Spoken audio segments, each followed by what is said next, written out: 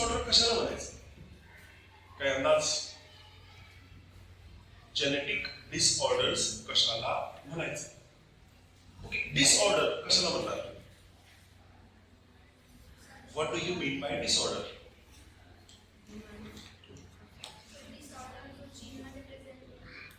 Okay, disorder जो gene मध्ये present आहे. ओके, अजून काय म्हणणार डिसऑर्डरला? किंवा डिसऑर्डर कशाला म्हणणार? ऑर्डर कशाला म्हणणार? Sequence, right? ओके, शरीरामधल्या अशा काही मेटाबॉलिक पाथवेज ज्या एकदम सिक्वेन्स मध्ये होत असतील किंवा काही प्रोसेसेस बॉडीमध्ये जे कशा व्हायला पाहिजे, सिक्वेन्स मध्ये व्हायला पाहिजे, राईट? ओके, त्याला आपण काय म्हणणार? Orderly processes. काय म्हणणार? Orderly processes. आणि ह्या ऑर्डरली प्रोसेसेसची जी ऑर्डर आहे ती जर डिस्टर्ब झाली, ती जर काय झाली, डिस्टर्ब झाली, तर त्याला आपण काय म्हणणार? डिसऑर्डर्स. काय म्हणणार? डिसऑर्डर. राईट? ओके, लक्षात घ्या, शरीरामध्ये एखादी प्रक्रिया जी आहे, एखादी प्रोसेस जी आहे, एखादी लार्ज प्रोसेस जी आहे, ती छोट्या छोट्या प्रोसेस मध्ये काय झालेली आहे? डिवाइड झालेली आहे. इट इज जस्ट लाईक, विचार करा की एक मेजर प्रोसेस आहे आपल्या बॉडीमध्ये, दॅट इज डायजेशन. है ना? राईट? ओके, जर आपण एक प्रोसेस बघितली, that is what? Digestion. Right? Okay, आता डायजेशन जो आहे तो छोट्या छोट्या प्रोसेसेस मध्ये काय झालेला आहे? सब प्रोसेसेस मध्ये काय झालेला आहे? डिवाइड झालेला आहे. That is injection. है ना? फूड आतमध्ये घेणे, त्याच्यानंतर पोटामध्ये जाणे, पोटामध्ये गेल्याच्या नंतर तो काय होणे? डायजेस्ट होणे, डायजेस्ट झाल्याच्या नंतर ऍब्सॉर्ब होणे.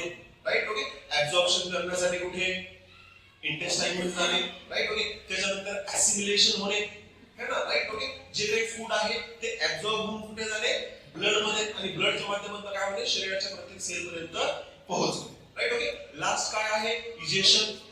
है ना? राईट? ओके, जे अन्न बेसिकली अनडायजेस्टेड आहे आणि ज्याची शरीराला गरज नाहीये, हे काय होते? शरीराच्या बाहेर पडणे. राईट? या प्रोसेसला आपण काय म्हणणार? इजेशन. राईट? बघा काय सांगतोय की एक मोठा प्रोसेस आहे, कोणता? डायजेशन. ओके, त्याला छोट्या छोट्या प्रोसेसेस मध्ये काय केलेलं आहे? डिवाइड केलेलं आहे. तसंच आपल्या बॉडी मधल्या बऱ्याच प्रोसेसेसची काय असते? एक ऑर्डर असते. आणि ही ऑर्डर जर काही कारणास्तव काय झाली? बदलली. If the order of certain important chemical or metabolic processes gets disturb, that condition is nothing but disorder. Right? Okay. Now, just imagine करा की पॉइंट असा आहे की आपण जनरली ज्यावेळेस एखादा डिसीज किंवा डिसऑर्डर जो आहे हा एका व्यक्तीपुरता मर्यादित कन्सिडर करतो. काय कन्सिडर करतो? जो डिसीज किंवा डिसऑर्डर आहे जी कोणापुरती मर्यादित आहे? एका व्यक्तीपुरती. राईट? ओके, विचार करा, एखाद्या व्यक्तीच्या शरीरामध्ये एखादी डिसऑर्डर आहे, एखादी काय आहे? डिसऑर्डर आहे, आणि त्या व्यक्तीच्या शरीरामध्येच आहे, आणि बेसिकली ज्या वेळेस या व्यक्तीची मृत्यू होईल त्यावेळेस ही डिसऑर्डर सुद्धा काय होते? त्या व्यक्तीसोबतच काय होते? नाहीशी होते. असा कॉन्सेप्ट बऱ्याच व्यक्तींच्या डोक्यामध्ये येतो. बट काही डिसऑर्डर्स अशा असतात ज्या एका व्यक्तीपुरता मर्यादित नसतात. There are certain disorders which are not connected to just one individual.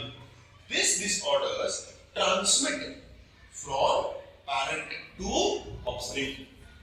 ह्या ज्या डिसऑर्डर्स आहेत ह्या काय होतात? आई वडिलांकडनं किंवा पॅरेंट्स कडनं कुठे ट्रान्सफर होतात? नेक्स्ट जनरेशन मध्ये ट्रान्सफर होतात. अशा डिसऑर्डर्सला आपण काय म्हणणार? Genetic disorders. काय म्हणणार? Genetic disorder. Right? Okay, the disorders which gets transmitted from one generation to another generation. आता मला सांगा की एका जनरेशन मधून दुसऱ्या जनरेशन मध्ये जर काय करायचं, एखादा रोग, एखादा कॉन्सेप्ट जर जायचा आहे तर तो कशाला कनेक्ट करतो? इनहेरिटन्सला. कशाला कनेक्ट करतो? इनहेरिटन्सला. राईट? ओके, म्हणून जेनेटिक डिसऑर्डर्सची आपल्याला काय बघायची आहे? इनहेरिटन्स सुद्धा बघायची. राईट? ओके, खूप काळ जुना जो होता, ओके, त्यावेळेस ही कॉन्सेप्ट जी आहे कोणती? एखादा रोग, एखादी कंडिशन जी आहे ती काय होतीये? वडिलांकडनं त्याच्या मुलाकडे, मुलाकडनं त्याच्या मुलाकडे, है ना, अशी काय होतीये? ट्रान्समिट होतीये. राईट? ओके, असं खूप वर्षांपासून चालू आहे, खूप दिवसांनी, बेसिकली बहुत सेंचुरी से ये चालू आहे. राईट? ओके, बट पॉइंट असा होता की लोकांना तेवढी समज किंवा तेवढी अंडरस्टँडिंग किंवा तेवढी नॉलेज नव्हती की एखादी डिसऑर्डर जी आहे ती जनरेशन सोडून दुसऱ्या जनरेशन मध्ये कशी ट्रान्समिट होतं. Right okay. अल्टिमेटली आपल्याला कळालं की एका जनरेशन मधून दुसऱ्या जनरेशन मध्ये इन्फॉर्मेशन जाणे याच्यासाठी कोण जबाबदार आहे? डीएनए और जेनेटिक मटेरियल काय आहे? जबाबदार आहे. त्याच्यावरनं मग मेंडेलचे काय आले? रिसर्च आले. Right okay. मेंडेलचे रिसर्च आल्यानंतर त्यांना कळालं की बेसिकली एका जनरेशन मधून दुसऱ्या जनरेशन मध्ये जो कॅरेक्टर आहे तो कसा ट्रान्समिट होतो. Right okay. याच्याबद्दल अभ्यास झाला आणि लास्टली आपण कशाबद्दल अभ्यासाला सुरुवात केली? जेनेटिक डिसऑर्डर्स बद्दल आपण अभ्यासाला काय केलं? सुरुवात केली. गोष्ट समजताय? Right okay. बट जेनेटिक डिसऑर्डर्सला अंडरस्टँड करण्यासाठी आपल्याला एक विशेष प्रकारचं अनालिसिस शोधणं किंवा जाणून घेणं महत्वाचं आहे. Right okay. लक्षात घ्या, जेनेटिक डिसऑर्डर्स कुठे ट्रान्समिट होतील, कुठे ट्रान्समिट होणार नाही, कोणकोणत्या प्रकारच्या असतील. Right okay. ह्या सगळ्या कॉन्सेप्ट आपल्याला समजून घेण्यासाठी काय करावं लागेल? सगळ्यात अगोदर एक प्रकारचं काय आहे? टेक्निक. त्या टेक्निकचं नाव आहे पेडिग्री अनालिसिस. ते आपल्याला बघायला लागेल. ओके. बघ,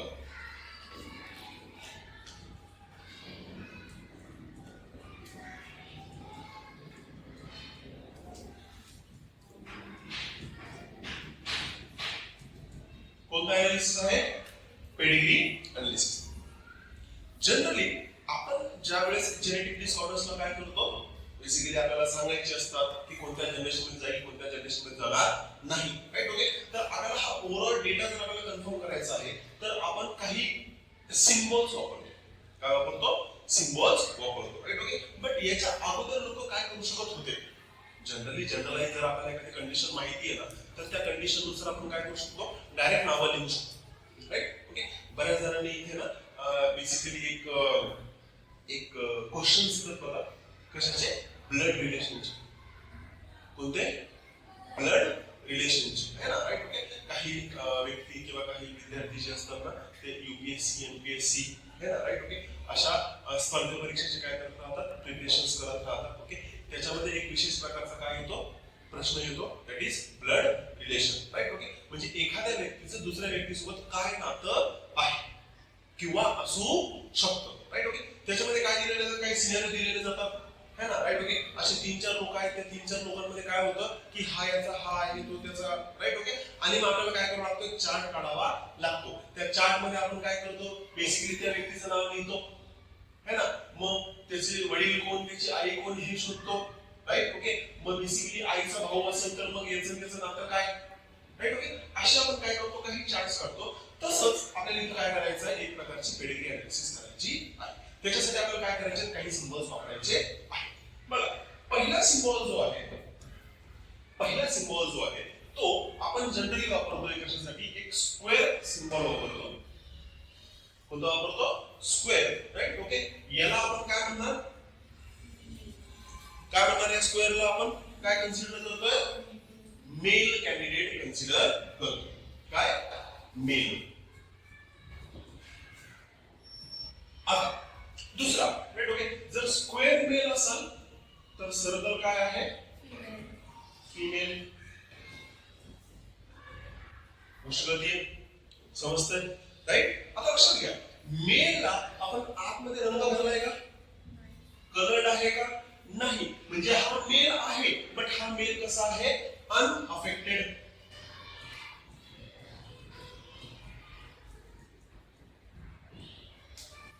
है ना. त्याच्यामध्ये कोणताही रोग नाहीये है ना. किंवा त्याला आपण नॉर्मल सुद्धा म्हणू शकतो. मग जर या फिमेल मध्ये सुद्धा काय भरलेलं आहे? रंग भरलेला नाही तर याला मी काय म्हणू शकतो? अनअफेक्टेड. गोष्ट कळतीये? समजतंय? नेक्स्ट. आता दुसरा सिम्बॉल येतो दॅट इज एक बॉक्स असू शकतो और एक गोल असू शकतो. बट त्याच्यामध्ये मी काय करतोय? त्याला शेड करतो. उसको मैं क्या करता हूं? शेड करता हूं. राइट. आपल्या बुक मध्ये एक सिम्बॉल तो इझिली दिलेले आहे. आता बघा, आता स्क्वेअर आहे म्हणजे male. Right okay. But shading आहे म्हणजे इन्फेक्टेड किंवा अफेक्टेड अफेक्टेड मेल, पहिली कंडिशन, और अफेक्टेड फीमेल, है ना. अफेक्टेड इन द सेन्स ज्यांना ही जेनेटिक डिसऑर्डर झालेली आहे त्यांच्यामध्ये काय दिसतात, फिनोटाइप दिसतात.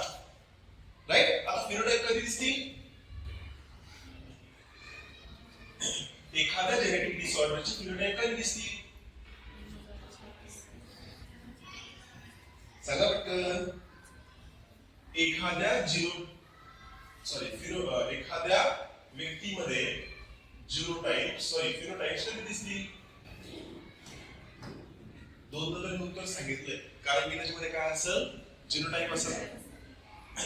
जिनोटाइप असल्याशिवाय राईट फिनोटाइप दिसेल का, नाही. कॅपिटल टी असल्याशिवाय टर्म दिसेल का, राईट. ओके. सो त्या डिसीजचा काय आहे, जिनोटाइप जर आहे तर त्याला आपण काय म्हणणार, अफेक्टेड मेल. नेक्स्ट.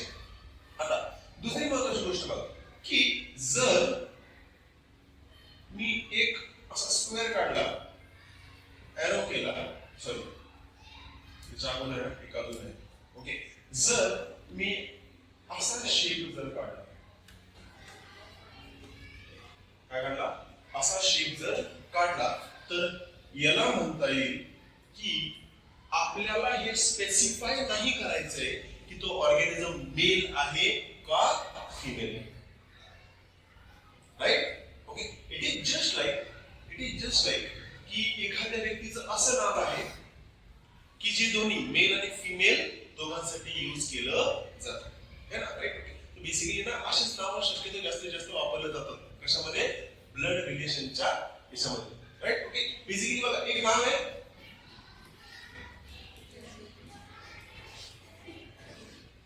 किरण, है ना. आता हे किरण जे नाव आहे हे ना आपल्याला नेहमी काय करतं, कन्फ्युज करतं, राईट. ओके. आता शाहरुख खान जो होता तो म्हणतात ते काय, फिमेल. बट आपल्याला हे पण दिसतंय कधी कधी काय होतंय की काही मेल व्यक्तींचं नाव सुद्धा काय असेल, किरण असेल. तसंच जर मला काय नाही करायचंय, स्पेसिफाय नाही करायचंय तो ऑर्गॅनिझम, तो इंडिव्हिज्युअल काय आहे, मेल आहे का फिमेल आहे, तर मी स्क्वेअरही काढणार नाही, मी सर्कलही काढणार नाही, की मी काहीतरी वेगळाच एक शेप काढणार, राईट. ओके. Gender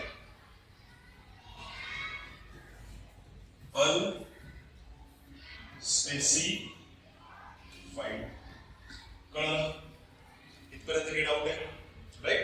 next. आता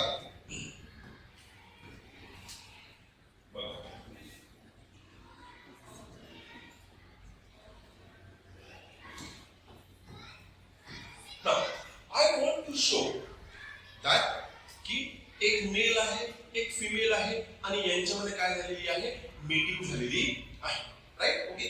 तसंच दाखवण्यासाठी मी काय करतोय बघा, स्क्वेअर दाखवतोय, that is male, right. Okay. Female दाखवतोय, सर्कल, आणि यांच्यामध्ये काय करतोय, एक लाईन मी काय करतोय, ड्रॉ करतोय. बघा, मेल आहे, फिमेल आहे, यांच्यामध्ये काय करतोय, एक लाईन मी ड्रॉ करतो, राईट. ओके.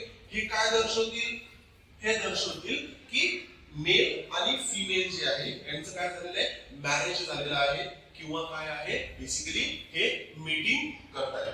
ओके.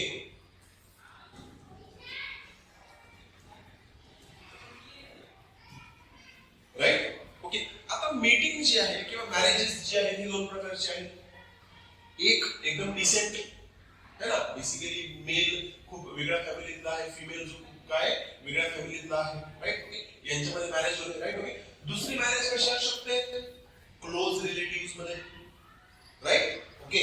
तसं जर मला क्लोज रिलेटिव्ह मध्ये मॅरेजेस दाखवायचे आहेत तर त्याच्यासाठी मी या दोन व्यक्तींमध्ये काय दाखवणार, दोन लाईन्स दाखवणार. काय डाऊट आहे? Next. marriages or meeting in close relatives. समजतंय? काय डाऊट आहे? नेक्स्ट. याच्यानंतर जर मला हे दाखवायचं आहे की त्या फॅमिलीमध्ये, सपोज विचार करा एक फॅमिली आहे आणि त्या फॅमिलीमध्ये आई वडील आहेत आणि त्या आई वडिलांना काय आहे, एक मुलगी आहे आणि एक मुलगा आहे, राईट. छोटस परिवार आपण इथे दाखवण्याचा प्रयत्न करणार आहोत, राईट ओके. तसं त्याला कसं दाखवणार बघा, ओके. जस्ट इमॅजिन करा की मेल कॅन्डिडेट, राईट ओके, त्याच्यानंतर फिमेल कॅन्डिडेट, राईट ओके. आता यांनी आपण काय दाखवलं, मॅरेज किंवा मेटिंग दाखवली, राईट ओके. यांच्यापासून आता मोठी कोण आहे, सपोज बहीण आहे, आणि लहान कोण आहे, सपोज भाऊ आहे. समजतंय गोष्ट कळती. जे लेफ्ट हँड साइडला राहील ते सर्वात मोठं, आणि जे राईट हँड साइडला राहील जे सर्वात छोटं, राईट ओके. आता नेहमी गरजेचं नाही की एका फॅमिलीमध्ये किती दोनच अपत्य असतील, दोन पेक्षा जास्तही अपत्य असू शकतात. पण याला दाखवण्यासाठी कसं केलं मला, राईट ओके. आता याच्यामध्ये हा फादर आहे, मदर आहे, फिमेल चाइल्ड आहे आणि मेल चाइल्ड आहे. आता मला जर दाखवायचं की फिमेल चाइल्ड काय आहे, इन्फेक्टेड किंवा अफेक्टेड आहे, तर मी याला काय करणार, कलर करणार. समजते काय, डाऊट येईपर्यंत, राईट ओके. नेक्स्ट पुढे, जर असं असं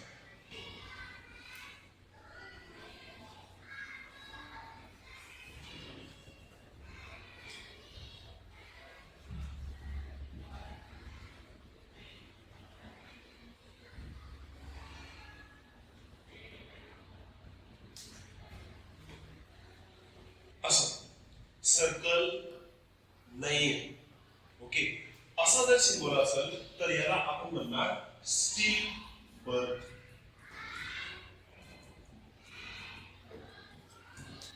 काय म्हणणार, steel birth. What do you mean by steel birth? त्या पॅरेंट्सला एक अपत्य झालं होतं, पण त्यांच्या जन्माच्या वेळेस त्यांनी कोणतीही हालचाल दाखवली नाही. हे दर्शवण्यासाठी आपण काय करणार, स्टील बर्थ असा सिंबल दाखवतो, राईट ओके. अजून कोणता सिंबल आहे, कव्हर केले का सर्व मी, काय एखादा बाकी आहे, 5A मध्ये आहे ना, राईट ओके. असा आहे,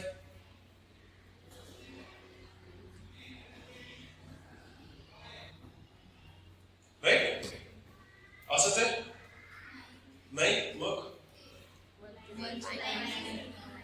वनच्या जागी काय,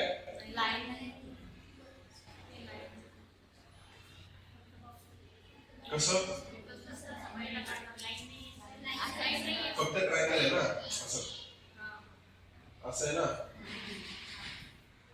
बरोबर, राईट ओके. त्यांनी काय सांगितलंय की त्या फॅमिलीमध्ये किती आहेत इंडिव्हिज्युअल, 5 इंडिव्हिज्युअल्स. किती इंडिव्हिज्युअल्स आहेत, 5 इंडिव्हिज्युअल्स आहेत. आणि त्यांचं जेंडर सांगणं त्यांनी काय केलं नाही, बेसिकली एक्सपेक्ट केलं नाही की त्यांचं जेंडर सांगायचं आहे का नाही, असं त्यांनी केलं. अनस्पेसिफाईड आहे, राईट ओके. चला ज्यांना नोट डाऊन करायचं ते नोट डाऊन करून घ्या.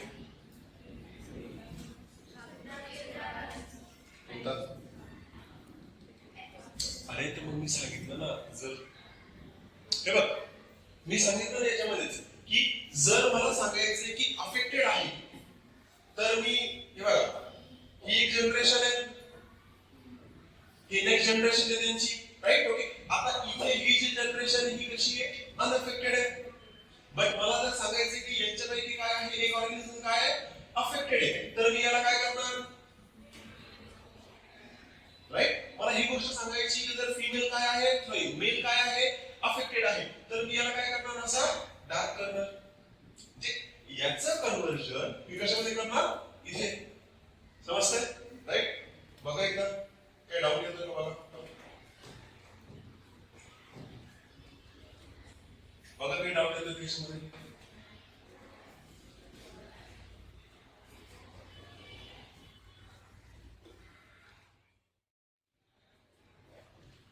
चलो तो फिर एक चार्ट ड्रॉ करते हैं, ओके. तो फिर हम क्या करते हैं, एक चार्ट ड्रॉ करते हैं जिसके अंदर हमें ये पता चलेगा कि जेनेटिक डिसऑर्डर्स कोणत्या प्रकारच्या असतात, राईट. काय काढायचं आपल्याला, कोणता चार्ट काढायचा आहे, जेनेटिक डिसऑर्डर्सच्या टाइप्स, ओके. बघूया, बघा सगळ्यात अगोदर आपण वर हेडिंग देणार आहे कोणती, genetic disorder.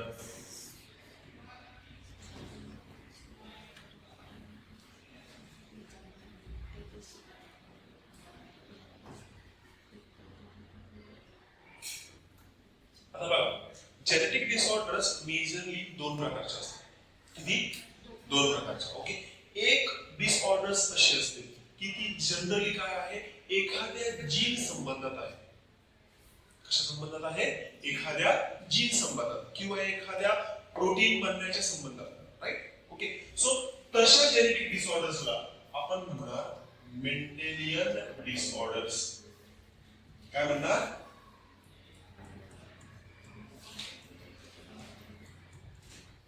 Mendelian disorders.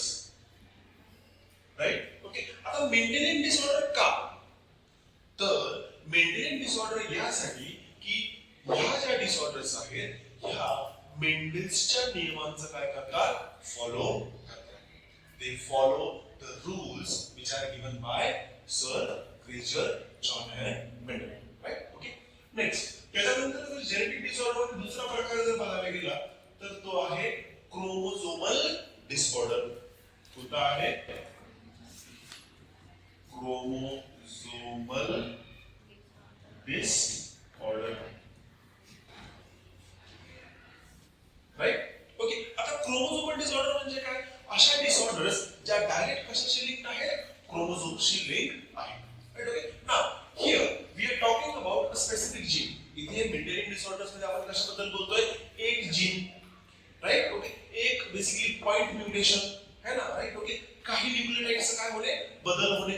Right. Okay. हे छोटे मोठे काय आहे? चेंजेस आहेत. पण इथे काय होतंय? इथे क्रोमोझोम्स मध्ये काय होतंय? चेंजेस होतात. आता क्रोमोझोम्स मध्ये काय काय चेंजेस होऊ शकतात? क्रोमोझोम्स मध्ये काय काय चेंजेस होऊ शकतात? बघा, पहिली गोष्ट होऊ शकते की क्रोमोझोम्सचा नंबर किती पाहिजे ह्यूमन बीइंग्स मध्ये? 46. किती पाहिजे? 46. त्याचा जर 45 झाला तर क्रोमोझोमल डिसऑर्डर. म्हणजे एक पूर्ण क्रोमोझोम्स काय झालाय? गायब झाला. राईट. ओके. आता 46 च्या ऐवजी 47 क्रोमोझोम झालेला आहे तर त्याला आपण कोणत्या कॅटेगरीमध्ये टाकणार? Chromosomal disorder. गोष्ट कळली? समजतंय? राईट. ओके. ना बघा, मेंडेलियन डिसऑर्डर जे आहे याच्यामध्ये क्रोमोझोमची संख्या बदलते का? नाही. मेंडेलियन डिसऑर्डर मध्ये एखादा जीन काय होतो? इन्फेक्टेड किंवा अफेक्ट होतो आणि त्याच्यामुळे काय होतं? फिनोटाइप काय होतो? बदलतो. राईट. ओके. ना आता बघा, मेंडेलियन डिसऑर्डर्स जे आहेत हे पुढे जाऊन दोन प्रकाराचे पडतात. किती प्रकारचे पडतात? दोन प्रकारचे पडतात. राईट. ओके. आता एखादा जीन जो आहे तो जर ऑटोझोमशी लिंक्ड असेल तर आपल्याला मागच्या सेशन मध्ये आपण बघितलं होतं की क्रोमोझोम्स किती प्रकारचे आहेत? दोन प्रकारचे आहेत. एक आहे कोणता? ऑटोझोम आणि दुसरा आहे कोणता? ॲलोझोम. राईट. ओके. ऑटोझोमला आपण काय म्हटलं होतं? सोमॅटिक क्रोमोझोम्स आणि ॲलोझोमला आपण काय म्हटलं होतं? Sex chromosome. राईट. ओके. आता ज्या जीन मध्ये डिफेक्ट झालेला आहे, ज्या जीन मध्ये काय झालेला आहे? डिफेक्ट झालेला आहे, तो जीन एकतर ऑटोझोमशी लिंक्ड असेल किंवा कशाशी लिंक्ड असेल? सेक्स क्रोमोझोमशी लिंक्ड असेल. राईट. ओके. तर मेंडेलियन डिसऑर्डर दोन प्रकारचे पडतात. That is autosomal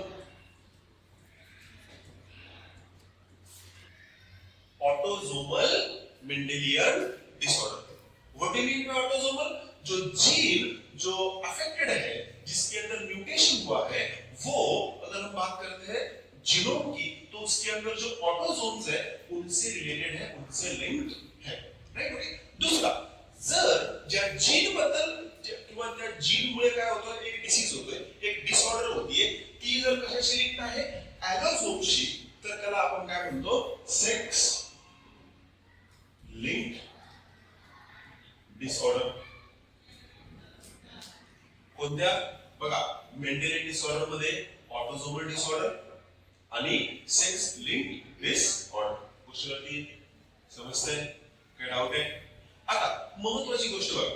okay. आता ऑटोझोम्स जे आहेत, ओके, हे सुद्धा किंवा ऑटोझोम्सवर सुद्धा दोन प्रकारच्या कंडिशन्स येऊ शकतात. दॅट इज ऑटोझोमल डॉमिनंट आणि ऑटोझोमल रिसेसिव्ह. म्हणून मेंडेलियन डिसऑर्डर कसे कसे येतात बघा. ऑटोझोम मध्ये काय येणार, एकतर जीन कसा असू शकतो डॉमिनंट आणि कसा असू शकतो रेसेसिव्ह. याचा काय अर्थ होतो, याचा काय अर्थ होतो, राईट. ओके, आता आपल्याला माहिती आहे ऑटोझोम्स आहेत. ऑटोझोम्स म्हणजे बेसिकली ऑर्गॅनिझम कसा असेल, डिप्लॉइड असेल. डिप्लॉइड असेल म्हणजे एका जीनचे काय असतील, 2 अलील्स असतील, कारण की 23 जोड्या आहेत ना, राईट. ओके, त्यातल्या 22 जोड्यांपैकी आपण बोलतो, राईट. ओके, तर 22 जोड्यांमध्ये एक जीन जो आहे त्याच्या 2 कॉपीज आहेत. एक जीन एका क्रोमोझोमवर, दुसरा जीन त्याच्या होमोलॉगस क्रोमोझोमवर, राईट. ओके, आता विचार करा, जर या 2 जीन मध्ये, या 2 जीन किंवा या 2 अलील्स मधली एक अलील डॅमेज होत असेल आणि जर फिनोटाइप दिसत असेल, what I am saying, out of 2 alleles, 2 अलील पैकी एक अलील काय झाली, प्रभावित झाली, तरी त्याचा काय दिसतो, फिनोटाइप दिसतो. तशा डिसीजला आपण काय म्हणणार, डॉमिनंट किंवा ऑटोझोमल डॉमिनंट डिसऑर्डर. गोष्ट कळली, समजतंय, राईट. दुसरा प्रकार आहे तो कोणता, ऑटोझोमल रेसेसिव्ह. जर त्या रोगाच्या फिनोटाइप आपल्याला दिसत कधी असेल, ज्यावेळेस दोन्ही अलील्स काय होतील, अफेक्ट होतील, right. Okay, it is just like आपण पुढे जाताना आपल्याला ही गोष्ट बघायची आहे. ओके, एक डिसीज बघायचा आहे. ओके, त्याच्यावर आपल्याला ही कॉन्सेप्ट अजून काय होईल, क्लिअर होईल. बघा काय म्हणतोय की जर डिसीज कॉज व्हायचा आहे किंवा फिनोटाइप दिसायचे त्या डिसऑर्डरचे, 2 अलील्स आहेत, 2 अलील पैकी एक अलील डॅमेज झाली आणि जर फिनोटाइप दिसत असेल तर डॉमिनंट, राईट. दुसरी गोष्ट, 2 अलील आहेत, 2 अलील पैकी एक डॅमेज झाली आहे बट फिनोटाइप दिसत नाहीये, म्हणजे रेसेसिव्ह. समजतंय, गोष्ट कळली, राईट. ओके, ऑटोझोमल डॉमिनंट किंवा ऑटोझोमल रेसेसिव्ह. जर फिनोटाइप कॉज करायचा आहे, जर फिनोटाइप शो करायचा आहे, तर दोन्ही अलील्स काय पाहिजे, डॅमेज पाहिजे, म्युटेटेड पाहिजे. अशी कंडिशन पाहिजे असलेला रोग म्हणजे काय, ऑटोझोमल रेसेसिव्ह डिसऑर्डर. गोष्ट कळली, सर्वांना समजतंय. नेक्स्ट दुसरा, इथे बघा, सेक्स लिंक क्रोमोझोम्स मध्ये, सेक्स लिंक क्रोमोझोम मध्ये 2 प्रकारचे क्रोमोझोम्स आहेत ऍक्च्युअली, आहेत ना. ॲलोझोम्स किती प्रकारचे आहेत, 2. एक आहे एक्स क्रोमोझोम आणि एक आहे वाय क्रोमोझोम. मग जी जेनेटिक डिसऑर्डर एक्स क्रोमोझोमशी काय आहे, लिंक्ड आहे, त्याला आपण म्हणणार एक्स लिंक, राईट. ओके, जी जेनेटिक डिसऑर्डर सेक्स क्रोमोझोम मधल्या वाय क्रोमोझोमशी लिंक आहे त्याला आपण काय म्हणणार, वाय लिंक. गोष्ट कळतीये, समजतंय, काही डाऊट आहे, इथे सुद्धा काही येऊ शकतात, डॉमिनंट आणि रेसेसिव्ह येऊ शकतात. बट थोडं डिटेल आपल्याला ज्यावेळेस आपण एखादा डिसीज बघणार आहे त्यावेळेस आपल्याला बघायचं. गोष्ट कळते सर्वांना, राईट. ओके, ज्यांना नोट डाऊन करायचं त्यांनी नोट डाऊन करू.